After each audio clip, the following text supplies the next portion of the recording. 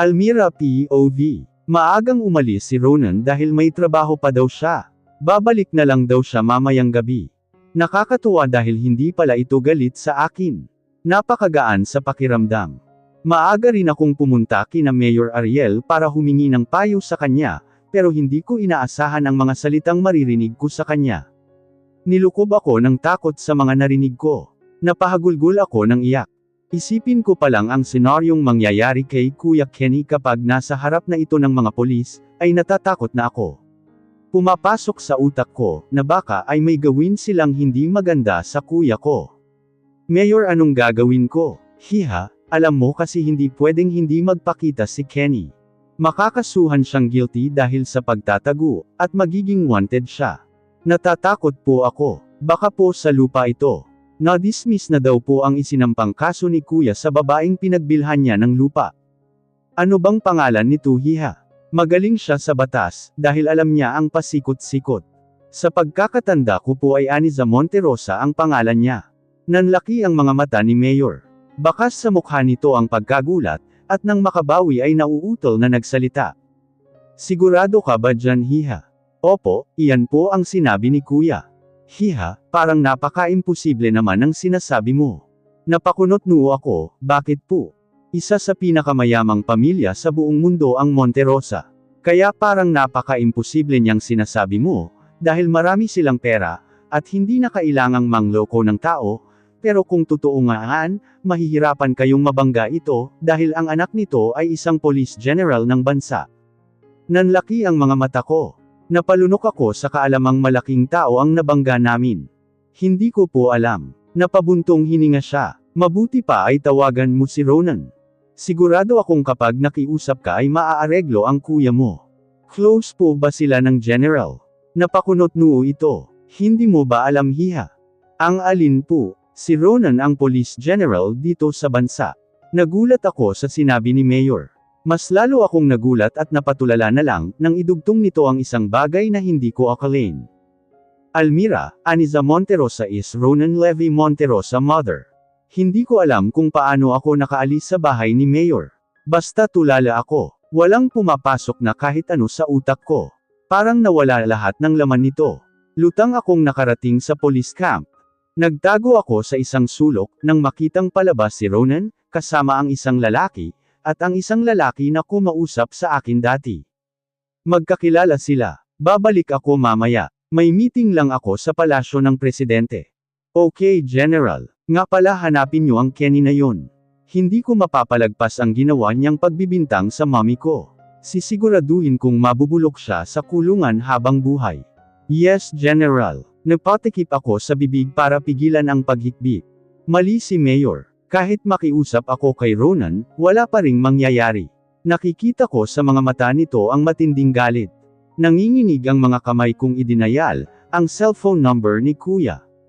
Kuya, umalis na tayo ngayon. Ayoko na rito, Kuya, pakiusap. Mira, anong nangyari? Humagulgol ako ng iyak, at hindi makapagsalita. Bunso, sige, mag-impake ka na, aalis na tayo. Huwag ka nang umiyak, di ba ayaw na ayaw kong nakikita, or naririnig man lang ang pagliyak mo. Sorry, kasalanan ko ang lahat ng ito. Umiling ako sa kanya na para bang nandito siya. Ayoko na, gusto ko na lang umalis sa lugar na ito. Ronan POV. Alauna ng hapon nang makarating ako sa palasyo ng presidente. Dumiretso ako sa meeting area. 2:00 ang meeting, masyadong maaga, pero maganda na ang maagap kaysa sa mahuli ka. Napangisi ako. Maganda na ang maagap, maganda na habang maaga pa ay binibaliw na si Almira sa mga bisig ko, para hindi na makawala at makahanap pa ng iba. Napailing ako, dahil biglang napunta kay Almira ang mga iniisip ko. Sa bagay, minuminuto siyang nasa isipan ko. Hindi man lang napapagod. Bahagya akong napatawa, at napahagod sa buhok ko. Nakakabaliw talaga ang ganitong pakiramdam. Excuse me, General, do you want coffee? Or anything. Hindi ko na sinulyapan ang babaeng katiwala na nagsalita, sa halip umiling ako at pinaalis ito, gamit ang pagsenyas ng kamay. Kinuha ko ang cellphone mula sa bulsa, akmang pipindutin ko ang password nito, nang mapatitig ako sa wallpaper na mukha ni Almira, a stolen shot. Nakakalimutan kong bilhan ang baby ko ng cellphone. Napailing ako at idinayal ang numero niya. I miss her. Nagsalubong ang kilay ko nang magring ito. Natapos na lang ang pagring pero walang sumagot. Ano ba ang ginagawa ng babaeng ito? Kapag hindi pa siya sumagot papagurin ko talaga siya. Napangisi ako, papagurin sa sarap. Napailing ako, heist. Lalong nagsalubong ang kilay ko. At lalong nalukot ang mukha ko nang mag-unattended na ito. Lagot ka talaga, saking babae ka. Naiinis kong kinuha ang mga folder sa lamesa. Ang mabuti pa ay i-review ko ang presentation mamaya. Napatigil ako at napatitig sa isang folder na may label na Kenny's Files. Kumunot ang noo ko. Bakit nandito ito? Kinuha ko ito at binuklat. Unang tumambad sa akin ang buong pangalan niya. Kenny Madrigal. Naningkit ang mga mata ko. Madrigal, Madrigal. Paulit-ulit na nag-echo sa isipan ko ang surname na iyon. Napalunok pa ako, dahil alam ko ang apelyidong iyon. Nilipat ko sa kabilang page ang papel, nabitawan ko ang buong folder, nang tumambad sa akin ang buong pangalan ng babaeng pinakamamahal ko. General, I think, you need to read that Kenny's information. Kapag mahalagang bagay hindi nagdadaldal, mabilis akong umalis sa palasyo ng presidente. Pinatunog ko ang kotse at pumasok. Dinial ko ang numero ng madaldal na yon. Yo General, what's up? Bakit hindi mo sinabi na kapatid ni Almira ang Kenny na yon? Natahimik sa kabilang linya. General, pumunta ka dito sa palasyo ng presidente. Iniwan ko sa table ang mga folder sa presentation. Ikaw ang mag-present. Pupuntahan ko lang si Almira. Copy. Pinatay ko ang tawag at muling tinawagan si Almira. Naibato ko ang cellphone sa dashboard ng unattended pa rin ito. Nang makarating ako sa bahay nila Almira, kaagad akong kumatok, pero walang sumasagot o nagbubukas ng pintuan. Napabaling pa ako sa mga taong nakatingin at namamangha sa kotse ko. I licked my lower lip, and decided to do that trick again. Napangisi ako, yeah, that trick, bukas pinto trick. Agad kong kinalikot ang seradura. Nang mag-click ito ay napangiti ako, dahil bukas na siya. Pumasok ako sa bahay, at dumaretso sa kwarto ni Almira. Nang makapasok nagulat ako. Parang dinaanan ng bagyo ang buong kwarto. Anong nangyari dito? Akmang tatalikod ako, nang mahadjap ng mga mata ko ang kabinet ng mga damit ni Almira. Nakabukas ito, lumapit ako at tuluyan itong binuksan, ilang saglit akong napatulala. Mabilis akong kumilos at umalis. No, mali sana ang iniisip ko. Mabilis akong nakapunta sa bahay ni Mayor. Sakto naman napapasakay na ito sa kotse. Nang mapansin ni Mayor ang kotse ko, ay inantay ako nitong may parada ang kotse sa tabi at bumaba. General, anong ginagawa mo dito? Nandyan ba si Almira? Kumunot ang noo nito. Wala siya dito. Alam mo ba kung nasaan siya? Umiling ito. Walang kwenta. Alam mo ba kung nasaan si Kenny? Nanlaki ang mga mata nito. Hindi ko alam, General. Napakawalang silbi talaga. Lumapit ako sa kanya, nandidilim ang paningin ko. Kapag dumating si Almira dito, sabihin mo hinahanap ko siya. Sabihan mo ako kaagad, at kung malaman ko Mayor na umalis si Almira, at isa ka sa mga dahilan. Napangisi ako, malalagot ka sa akin. Tinalikuran ko siya habang ito ay para natulos sa kinatatayuan. Lintik lang ang walang ganti Mayor. Idinayal ko ang mga numero ni Anthony ang police lieutenant ko. General, ano ang atin? I need you to locate Almira Madrigal, ibibigay ko ang phone number niya, kaso unattended. Kaya ba? Sisiw General, kayang-kaya, ako na ang bahala matatrack ko siya. Hamalakhak ito na siyang ikinalukot ng mukha ko. Why are you laughing? I'm pissed. Sorry Dod, totoo nga kasi ang sinabi ni Arnold. Sunod-sunod ang mura ko na pinakawalan, dahil ang PayPal na madaldal na naman na yon. Kainis talaga ang madaldal na yon. Ano na naman ang sinabi noon? Tumawa ulit ito ng malakas bago nagsalita. Ang sabi niya lang naman, you are over-fascinated into that little girl.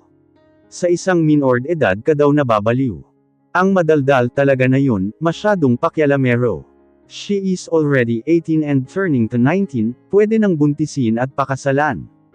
Pakisabi sa hinayupak na yun, kung wala siyang love life magpatiwakal na siya, at huwag buhay ko ang subaybayan niya.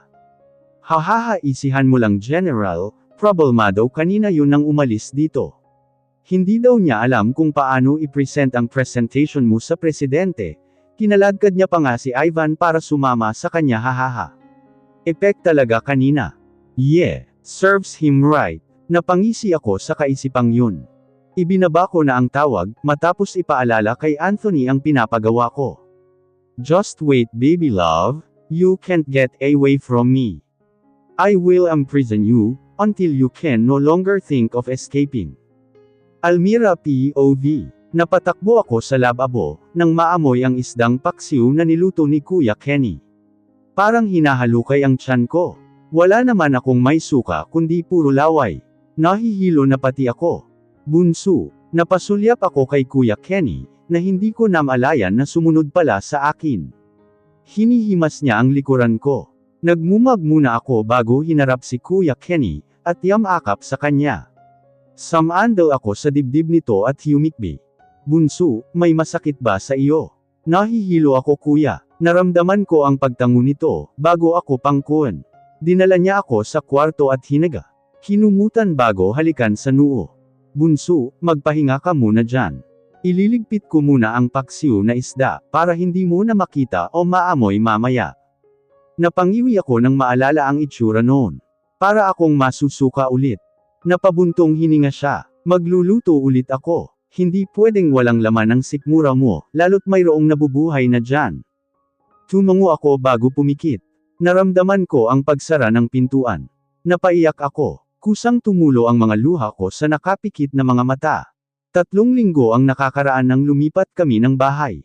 Sa ika-1 linggong lipat namin dito.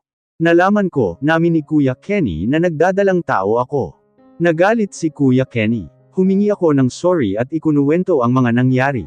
Noong una hindi siya makapaniwala. Tulala lang ito lagi. Hindi ako pinapansin. Para akong hangin na dinadaan-daanan niya lang. Sa mga araw na yun, pagod at stress ako. Idagdag mo pa na hindi ako makakain ng tama, at masama ang pakiramdam ko. One time nahimite ako, parang doon natauhan si Kuya Kenny, at humingi ng tawad sa akin. Siya ang nag-alaga sa akin. Natutuwa ako dahil maayos na kami. Minsan pa nga napapatawa ako, kapag naaalala ko ang itsura ni Kuya noon. Lumipas ulit ang 1 araw, nag-aayos na kami ng mga gamit na dadalhin namin. Balak namin puntahan si Mang Ernesto. Nakatira ito sa isang isla na kung tawagin ay M-Exclusive Island. Sa tingin namin ni Kuya Kenny ay ligtas kami doon, dahil balibalita na mahigpit daw ang islang ito. 1 beses sa 1 buwan kung dumaong, at kung pwedeng umalis ang barko sa lugar na iyon. Hindi pa man namin nakukontak si Mang Ernesto, pero alam naman namin na tutulungan niya kami. Bunso, halika na. Tumango ako sa kanya. Siya na rin ang nagbuhat ng mga gamit ko. Sandali Mira. Lumapit si Kuya sa akin, at inayos ang balabal ko sa leeg, at saka inayos ang sombrero ko kaya napangiti ako sa kanya, habang ginagawa niya ito. 5 AM pa lang kaya malamig pa. Baka malamigan kayo ni baby. Sige po, salamat kuya. Ngiti ang isinagot niya sa akin. Habang naglalakad kami, ay nakayuko lamang kami. Pakiramdam kasi namin ay may makakakilala sa amin. Nang makarating kami sa pier, kaagad kaming naestatwa. Maraming pulis ang nagkalat sa paligid. Bawat taong dumadaan, ay minamanmanan nila. Kuya, nangangamba kong tanong sa kanya. Bunso, huwag kang pahalata. Yumuko ka. Yumuko ako at yamakap ang isa kong kamay sa bewang ni Kuya. Isinandig ko rin ang ulo sa dibdib niya, habang nakayuko. Yumuko rin si Kuya at medyo ibinaba ang sombrero niya. Naglakad kami ng may pag-iingat papunta sa barko na papunta sa M-Exclusive Island. Nakahinga lang kami ng maluwag, nang makapasok kami sa loob, at yumandar ang barko. Nagngitian kami ni Kuya, at tinanaw ang sumisikat na araw. Hindi nagtagal, makalipas ang 1 oras at kalahati, ay dumaong ang barko sa isla. Sa tulong rin ng mga taong napagtanungan namin, ay natuntun namin ang bahay nila Mang Ernesto. Tao po. Kenny, sandali. Mula sa likod ng pintuan, sumigaw ang isang boses ng babae. Inihanda namin ang ngiti nang bumukas ang pintuan. Bahagya itong nagulat sa balot na balot naming itsura. Ano pong kailangan nila? Nandyan ba si Mang Ernesto? Tumango siya bago sumigaw na tinawag ang ama. Itay, may bisita po kayo. Sino ba yan? Sumulpot si Mang Ernesto mula sa likuran ng batang babae, Kenny. Ikaw ba yan? Malawak na ngumiti si Kuya Kenny. Opo, mabuti po at nakilala niyo pa ako. Aba, medyo hindi, parang gamwapo ka ata ngayon, hahaha. Napasulyap ito sa akin. Ito na ba si Almira? Tumango ako sa kanya at kiming ngumiti. Hello po. Aba, kagandang bata ito. O siya, pasok kayo dito. Pumasok kami sa bahay nila. Mang Ernesto, pinakain muna kami nito, bago daw kami mag-usap-usap. Ang tagal na rin ng panahon mula nung huli ko kayong nakita. Mga mas pa kayo nun, pero ngayon mga binata't dalaga na kayo. Nginitian namin ito. Nahihiya pa ako sa papuri nito. Mang Ernesto, pwede niyo po ba kaming tulungan? Oo naman iho, ano ba yun? Agad na napawi ang ngiti ni Mang Ernesto, nang marinig nito ang kwento ni Kuya Kenny. Kinuwento ni Kuya Kenny ang nangyari sa amin. Ang tungkol sa lupa, kung paanong pinaghahanap kami ng mga polis. Kung paanong isang pagkakamali namin na mabangga ang mga matataas na tao. Kung paanong may anak itong general na mahirap makalaban, at kung paano kami napadpad dito.